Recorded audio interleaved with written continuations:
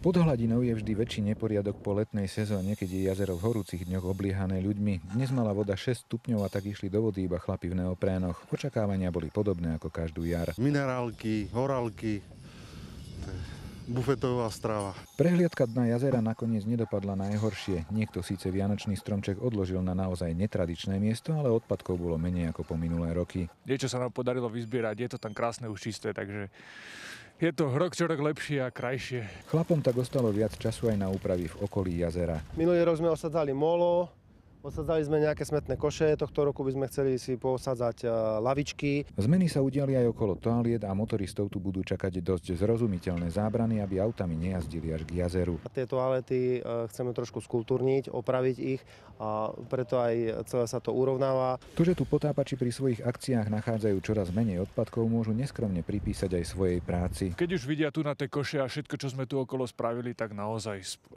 snažia sa odpratať ten odpad aj oni sami. Kultúrnejšie prostredie zrejme naozaj vychováva. Vlado Záborský, RTVS.